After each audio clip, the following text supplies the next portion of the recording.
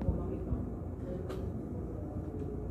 Pakilakasan po yung boses, sir. Pakilapit po yung mic sa bibig. So, Lindilo. Lakasan po, sir. 25 years old.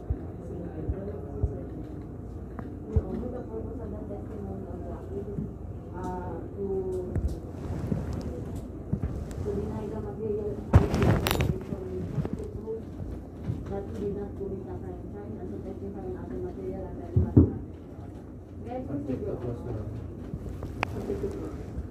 Lindilo. lakasan mo po yung boses mo. Oo, ha?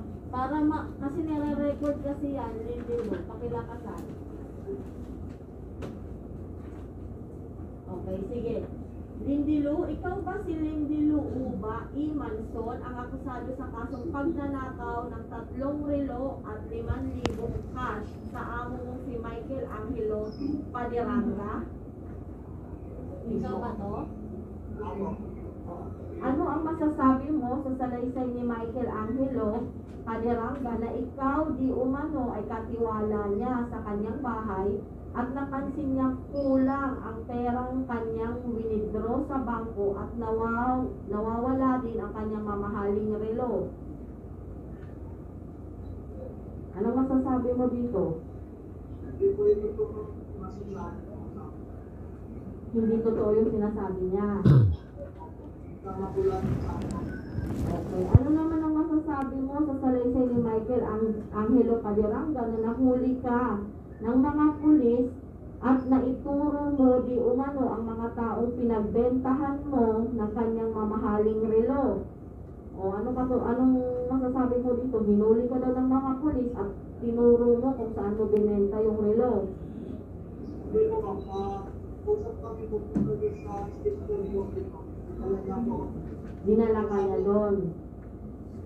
Sinasabi ko sa akin, kunin mo yung statement ko kaya sumama ko pa. So sumama ka sa kanya sa police station kasi kukunin yung statement mo. So ano nangyari? Ano ang nangyari bago kanya naisip dalhin sa police station? Bakit ka daw niya dinala? Bakit ka dinala sa police station?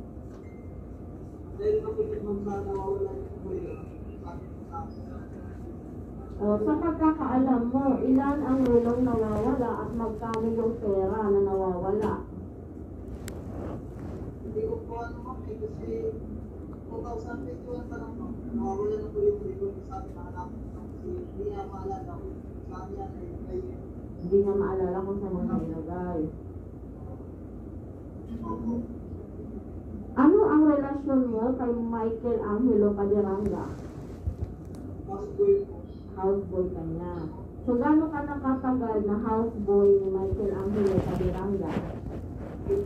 4 na taon po. 4 na taon. Bilang houseboy, ano ba yung mga gawain mo doon sa bahay ni Michael Angelo Padiranga? Ano po, nilinis ko naman.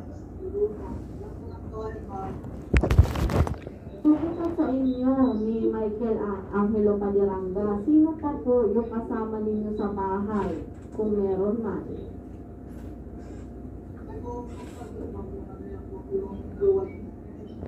Yung alin? Yung alin? Jowa? Kilala mo ba kung sino yung jowa na binabanggit mo?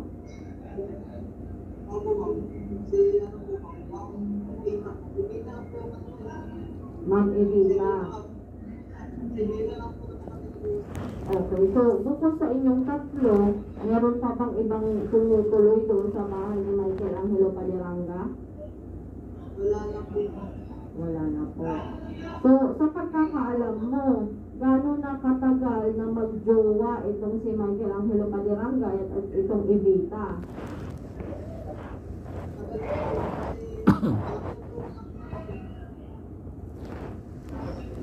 Matagal na anong ibig mong sabihin na matagal na dahil 4 na taon ka na niyang katulong o mas higit pa doon? Hindi ko ma'am. Kami po sa kanila ma'am. Iwan po sila. Ano daw? Pakiulit ang sagot.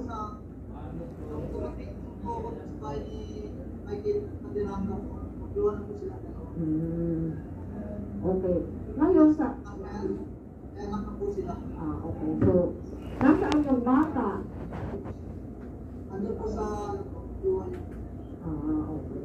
So, ano ang nangyari pagdating niyo sa police station? Sabi mo kanina, sumama ka kay Michael Angelo Padiranga sa police station para kunan ng statement. Anong nangyari pagdating mo doon? Pagdating ko lang din doon, bumabag ko sa kotse, tapos pumasok siya sa may office ko. Pumasok saan? Kaya po, mga may office ko. Pumasok sa office. Tapos, ano ang nangyari? After 1 minute po ata, yung pulis ko na lumabas, tapos dinala po sa bayan mo, bago na ako sa may pagkaliwan ng office. Dinala ka sa kwarto na may liit. Anong ginawa sa iyo doon? Kaya po, pinipilit ko na mapirmahin doon sa may papel ko. Dahil doon po yung ginagawa ko na ko yun. Pinipilit kang pumirma. Ano daw ang nakasulat doon sa pipirmahan mo? Yung nililong ko doon na ginagawa ko, sabi ng pulis. Sabi niya po, pirmahan mo to, sige yung ginagawa ko yun. O anong sagot mo? Kasi sabi ng pulis, pirmahan mo itong nilakaw mong relo. Anong sagot mo? Sabi ko po, sir, nagpupirmahan ko yan, wala na ako pirmahan ko yan relo. Sabi ko po doon sa pulis mo. O anong sagot ng pulis? Nagalit po sa mga. Tapos pinalo po ako ng 3 beses po sa dibdib ng galit.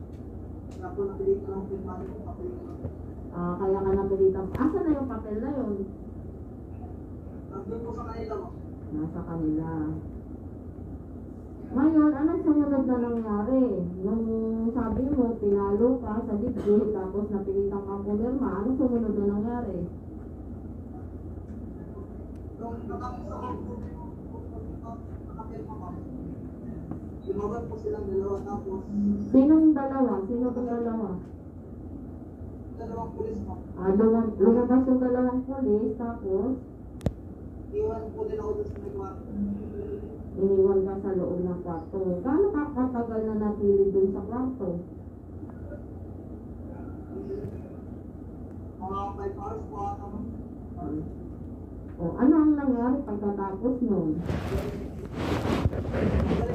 Nilabas po ako doon, tapos pinagsak po ako bilang. Minag-shot ka. Pagkatapos kang imag-shot, anong sumunod na nangyari? Hindi ko lang nakita yung dalawa. Sabay po din yung dalawang tao. Dalawang tao? Sino itong dalawang tao to? Hindi po sila Jerry Moreno, tapos si Valpatelo mo. So sino itong Jerry Moreno at Valpatelo? Kaano-ano mo itong dalawang tao? Hindi ko po yan nakilala po. Yung last po sila ko, yung makasama na kami. Sila po. Ngayon, sabi mo, minag-shot kayo. Anong sumunod na nangyari pagkatapos nun? Yun lang po ma'am. Dinala po kami sa medical. Medical. Sino yung kasama mo noon? Yun po yung dalawa mo. Jerry Moreno, tapos si Valpatelo. Okay. Pagkatapos kayo sa medical, anong sumunod na nangyari? Pinasok na po kami sa sila mo. Okay. Pagkatapos nun, ano pa yung mga nangyari pagkatapos nun? Di lang po kami usap sa atin po sa sila. Ano? Di lang po kami nagkausap sa atin sa sila. Bilang pasok po daw kami. Pakili, no? Hindi kita marinig. Nung pagpasok po ako sa sila mo, Oh. di lang po kami nagkausap. Okay. Nakakausap po nga daw kami. Magkakasunto kayo, sabi ng polis. So, bukod dito sa mga binanggit mo, may gusto ka pa bang sabihin? Ilagdag? Kailangan po ko, basta ang ko lang po, hindi ko kumuha ng pilo po mo. Ang pinatawag po ng trabaho sa kanya po. That will be on your Magkakawa own. yung bintang nito sa akin. That will be on your own.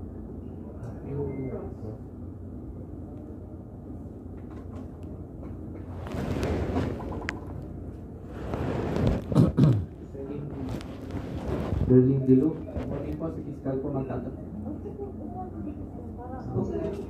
Berlin Dilo, sabi mo, ikaw ay houseboy nung complainant for 4 years, tama? Narinig niyo naman yung So, salaysay niya, ha? Apo. doon ka nakatira sa Base sa bahay nila, salaysay tama? niya, gagawan ko kayo ng affidavit, ha? Mag-schedule natin yun, ha? Stay in. So, pag ba stay in, doon din ba nakatira yung amo mo? Doon po rin sir. Meron pa ba sa ibang bahay? Meron ko po sir sa may UP Village po. UP Village.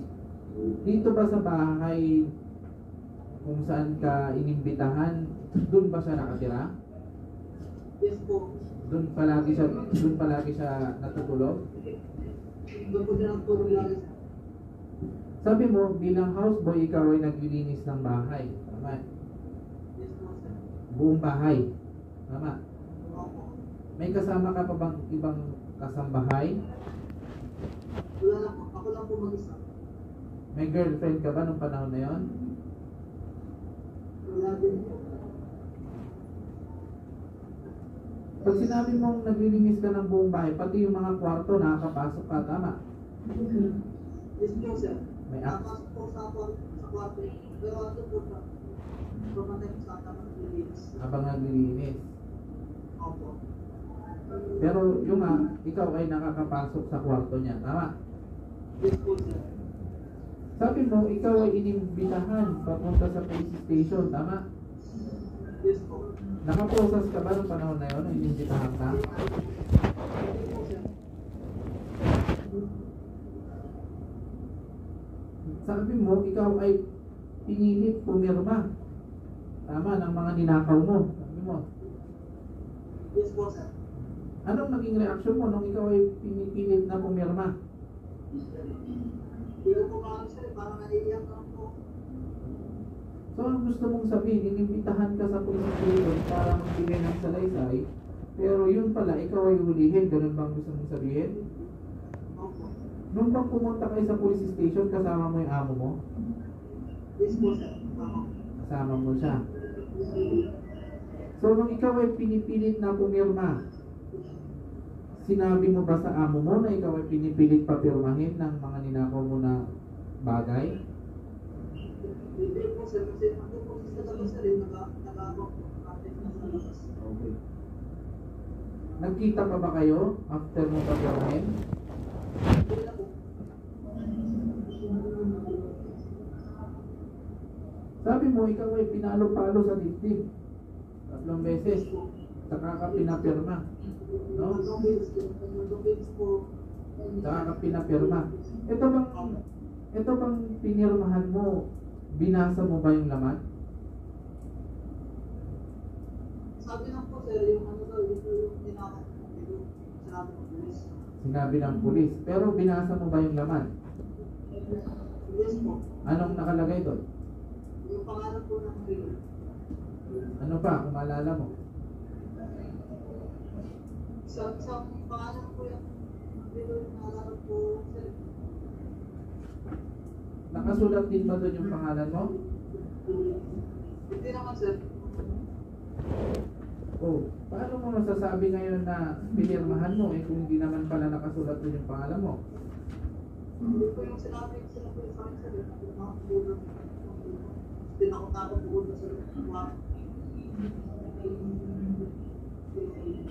Pero sabi mo, pinirmahan mo, ngayon sinasabi mo na hindi naman nakasulat doon yung pangalan mo. Tama? Hindi po. Oo.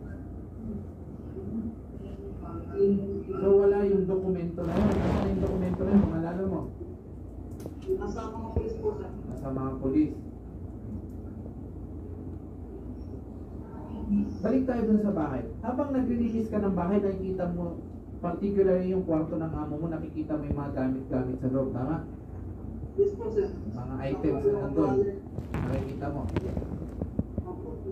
No further question. No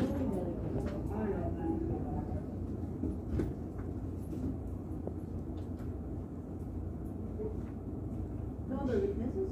Oh, we still have honor the other accused, Val Patelo and Can we have a schedule for them? For Val Patelo, March 20. Sorry, parang sa unahin kita ha, dapat mga 10 days bago yung Jerry hearing. Moreno, Gagawin. April 10. April 10. Alright. Lindy Lou, April 10 na kayo. Yes po. Yan siya. Susunod nung iupo si Val at saka si Jerry ha. Tapos tanungin ko, ikaw may iba ka pa bang testigo?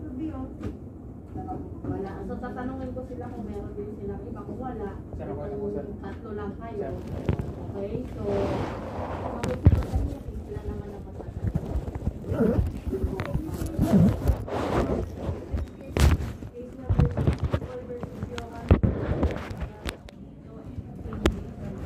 Wala pa rin pirma. Wala pa. Ay, yung next hearing namin. Ang nito ang kasi wala. Hintayin niyo po yung asset. Pupunta na po kayo. Ay, si Lindy.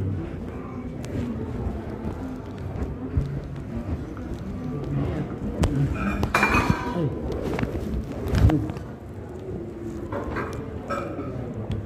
Dito ka. Wala yung papa. Bigwento ka eh.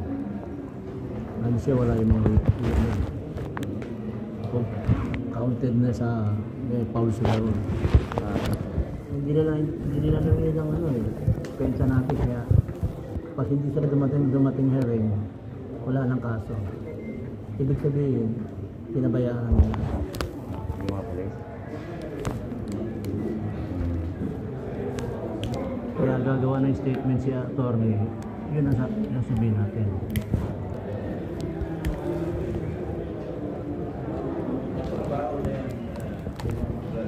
Gagawa ng statement si attorney, yun ang sasabihin ko naman. March, malapit yata, no? March ka. March 10. April ako. Ano, parang isang buwan.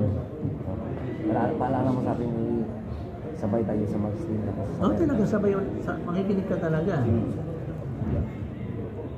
Dahil before ng ano yun, mag-usap na kami ni ano ni attorney. O, ito yung sasabihin mo. Hindi, magtawag ka na raw sa kanya. Oo.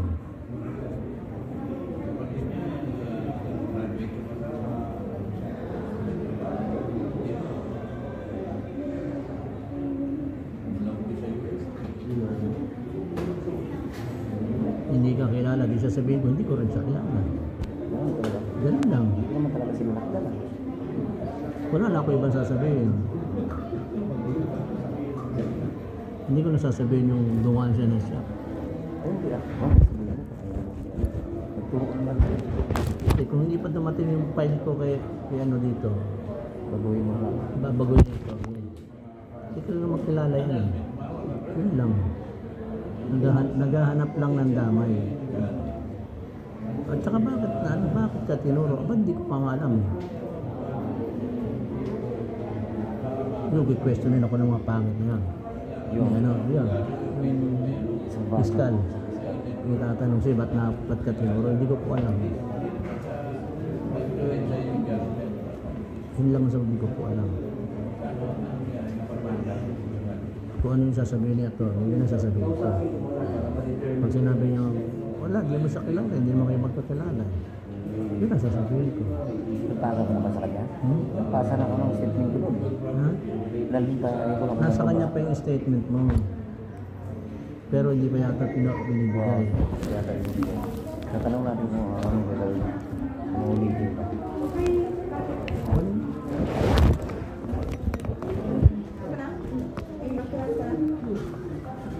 Pipirma? Jerry Moreno. Okay na, wala nang pirma. Okay mo tayo. Kaya muna dyan. Ballpen mo daw.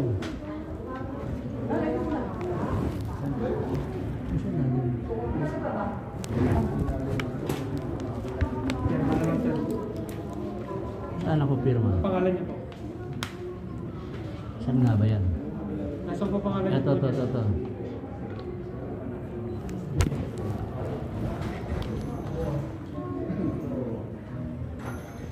Okay na po.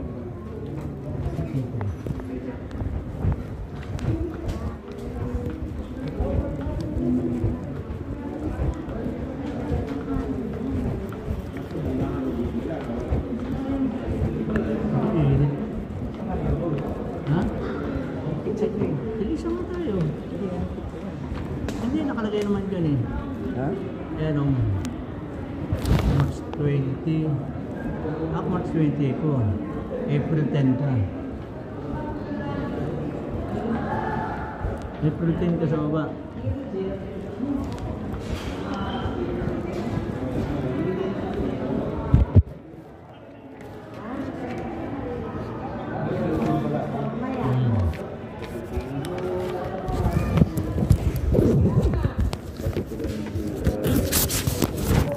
Depensa mo, talagang wala naman eh. Ba't kayo dinampot? Hindi namin alam. Ano ba naman kami? Masagutin niyo ako hindi. Ba't mo pinagtutulutan mga ito?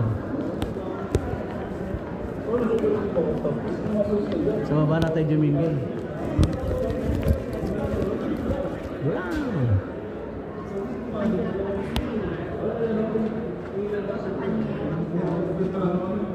Ay, wala pa palang drum.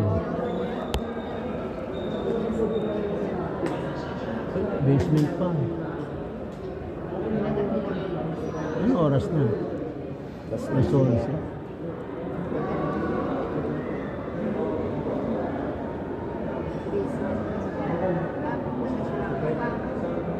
Ha? 3:45. Iingat tayo sa baba na. Ay, ground no. Ay, hindi. Saan ba tayo punta? Pababa. Mukhang packet ito eh. Hindi, pareho lang nga eh.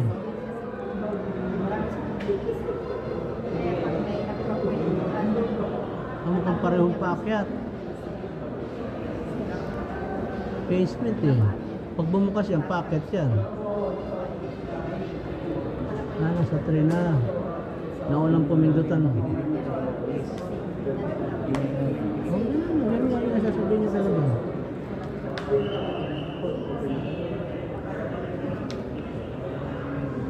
Tapos wala pa yung mga ano. Baba na nga tayo. Mukhang matagal pa yan. Oo. Ano yung suka dito? Doon sa loob.